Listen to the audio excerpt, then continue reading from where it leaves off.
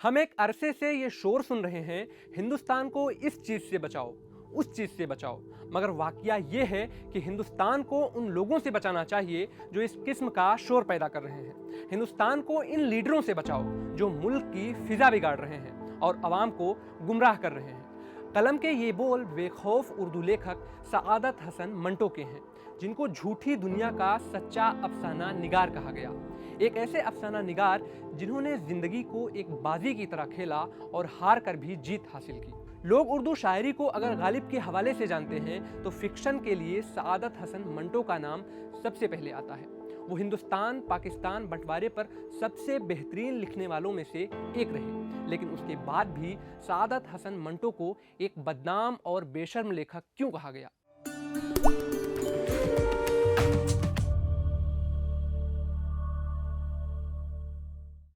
आदाब, नमस्कार, मैं साकिब।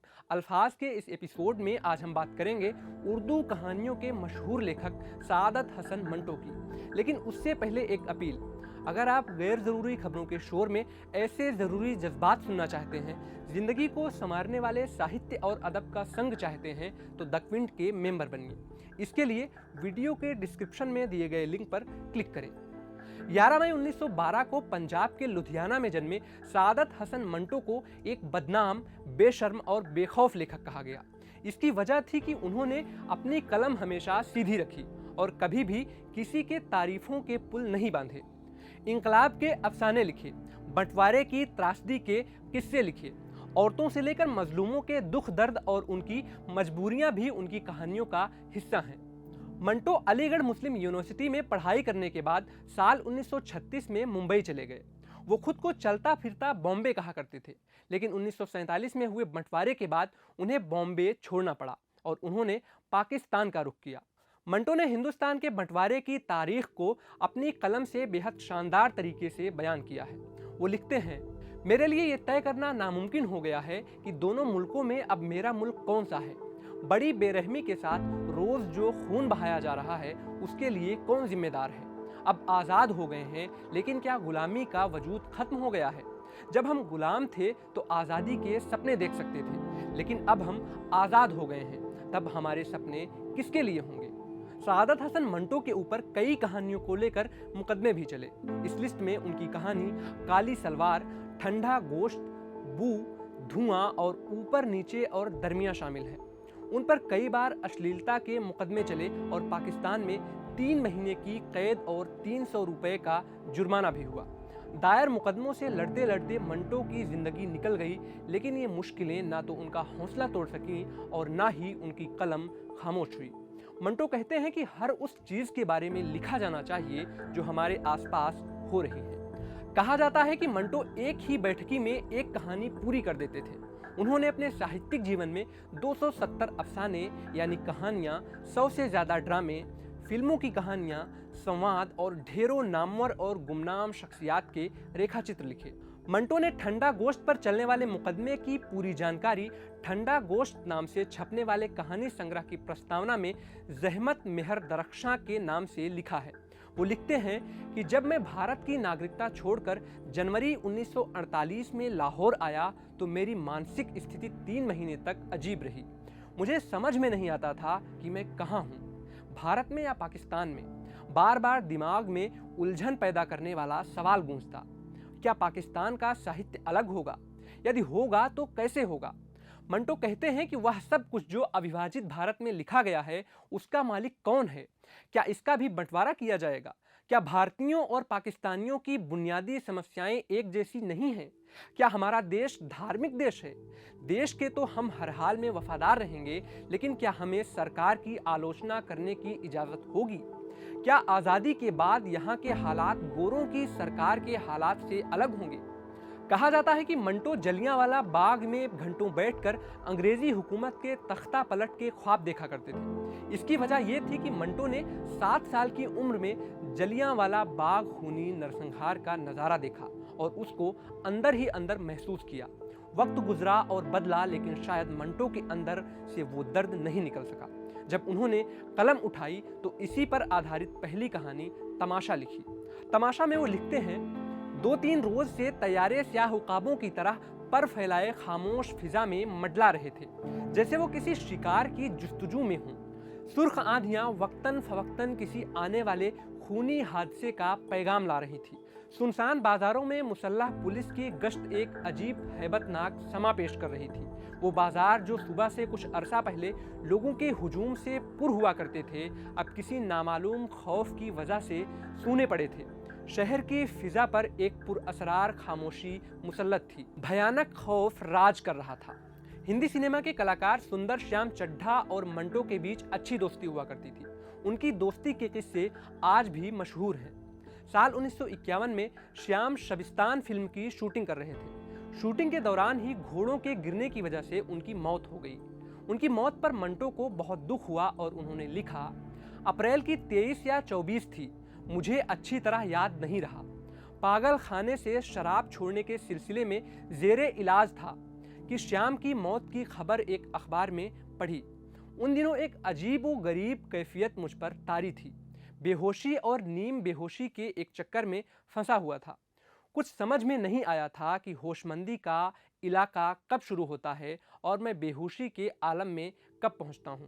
दोनों की सरहदें कुछ इस तरह आपस में गडमड हो गईं कि मैं खुद को नो मीन्स लैंड में भटकता हुआ महसूस करता था। सादत हसन मंटो ने अपने दोस्त की मौत पर तो लिखा ही, इसके अलावा उन्होंने अपनी मौत के 1 साल पहले ही खुद की कब्र पर लिखने के लिए लाइनें लिखी, जो दर्द भरी होते हुए भी बहुत प्यारी थी। इसमें वो लिखते हैं, यहाँ सादत हसन मंटो लेटा हुआ है और उसके साथ कहानी लेखन की कला और रहस्य भी दफन हो रहे हैं। टनों मिट्टी के नीचे दबा वह सोच रहा है कि क्या वह खुद से बड़ा कहानी लेखक नहीं है।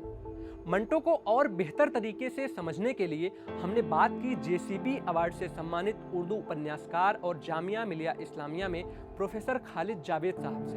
सुनिए। देखिए, सादत हसन मंटो हमारे यहाँ मतलब कहना ये चाहिए कि ना सिर्फ उर्दू कहानी का सबसे बड़ा और इनकलाबी नाम है, बल्कि मुझे ये कहने दीजिए आप कि इंडिया की जितनी भी भारत की हमारी जितनी ज़बानें हैं, तो उसमें इतना मतलब रिच कहानीकार कोई और इतना कहना चाहिए कि प्रोटेस्ट करने वाला और अपने ज़माने से बहुत आगे का लिखने वाला, मतलब दूसरा मतलब किसी भी ज़बान ने, किसी भी भाषा ने इतना अजीब व गरीब और इतना जिसको कहना चाहिए कि डेंस कहानी लिखने वाला नहीं पैदा किया।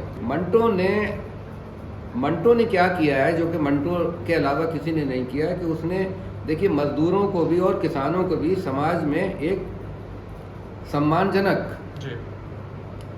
स्थान तो प्राप्त था। वो भले ही गरीब थे लेकिन उनको कहीं ना कहीं सम्मान की नज़र से आप देखते थे। लेकिन मिसाल के तौर पर वैश्य को, चाहे उसके पास पैसा हो चाहे कुछ हो, उसको आप सम्मान नहीं देते थे। तो मंटो की डेफिनेशन में, मंटो के संसार में, मंटो की दुनिया के अंदर सिर्फ मजदूर नहीं है, सिर्फ किसान नहीं है, बल्कि ज़्यादा गिरे पड़े वो लोग हैं जिनको आज तक समाज ने जो है वो कोई इज्जत नहीं दी है। उसमें वैश्याएँ हैं, दलाल हैं, जानवर हैं, इवन जानवर हैं। मंटो ने एक तो कहानी बहुत अच्छी कुत्ते पे लिखी है, उसका नाम ही है कुत्ते की दुआ। तो मंटो की अगर आप देखते हैं चीज़ों को तो ये देखते हैं कि पहली बार उन्होंने इंसान की हैसियत से, कि इंसान क्या है भाई, इंसान का कोई ब्रांड नहीं है, ना कोई तवाइफ है, ना वैश्या है, ना मजदूर है, ना ज़मींदार है, ना जागीरदार है ना ही कोई पूंजीपति है। इंसान क्या है, पहली बार उन्होंने ये हमें बताया कि वैश्या जो है वो भी एक इंसान है। तो अगर आप देखें उनकी कहानियाँ, तो जो मुझे बहुत पसंद है, तो आप काली शलवार को आप पढ़िए, तो उसमें जो मेन किरदार है उसका, वो एक तवाइफ है सुल्ताना, जो कि अब ढलती उम्र में है, तो उसके पास ज़्यादा गाहक नहीं आते हैं। लेकिन इधर मुहर्रम आ रहा है और मुहर्रम आ रहे हैं तो उसको भी काले कपड़े चाहिए, उसको भी काली शलवार चाहिए। यानी वो बाज़ारी पेशा उसका अपनी जगह है, लेकिन वो भी एक मजहबी औरत है उसके साथ, तो उसको भी मुहर्रम मनाना है, उसको काली शलवार चाहिए।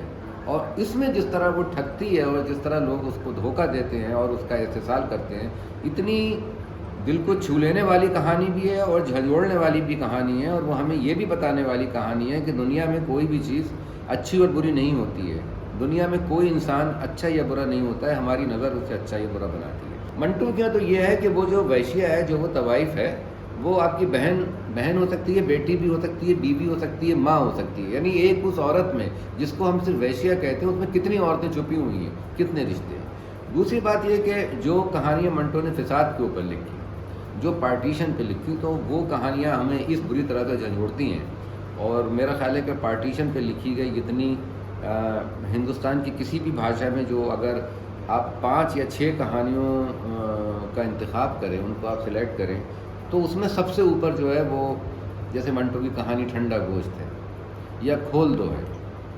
आप ये भी देखिए कि मंटो के ऊपर मुकदमे भी चलाए गए, क्योंकि मंटो अपने ज़माने से इतना आगे लिख रहे थे कि उस वक्त का जो कानून था, या जो उस वक्त का जो नैतिक माहौल था, उसके अंदर जो मॉरल पुलिस उनके पीछे लग गई। आज देखिए कि बड़ा अदब वही होता है जो अपने टाइम एंड स्पेस को पार करके यहाँ तक आ जाए, अपने टाइम एंड स्पेस को, अपने दिक और काल को पार करके, और हमारे ज़माने की हकीकतों से भी आंखें चार कर सके। तो आज आप देखिए कि वो जो कोई मंटो ने लिखा था, उस पे जो कि मुकदमे चलाए गए थे, आज उसके पे मुकदमे नहीं चलाए जाते। इसका मतलब मंटो उस वक्त के लिखने वाले नहीं थे। मंटो उससे आगे कम से कम 100 साल, 50 साल, 60 साल बाद में शायद मंटो को वो मुकाम, और वही हुआ। मंटो के ज़माने में मंटो को लोग पढ़ते नहीं थे, बदनाम अफसाने निगाह। मंटो की किताबें लोग अपनी लाइब्रेरी में छुपा के रखते थे, अखबार के कागज़ में बांध के रखते थे। आप जैसे एज के लोग जो थे उस ज़माने में, मंटो को उनसे छुपा के रखा जाता था। लेकिन आज ये है कि मंटो के बगैर आप निवाला नहीं तोड़ सकते। वो ये भी मुझे लगता है कि मंटो एक इंडस्ट्री भी बन गया, क्योंकि ये है कि जिसने मंटो को नहीं पढ़ा है, नहीं समझा है, वो भी मंटो की बात करता है। तो मंटो की इंसानी हमदर्दी, इंसानों से हमदर्दी, दूसरी चीज़ ये कि बने बनाया जो आपका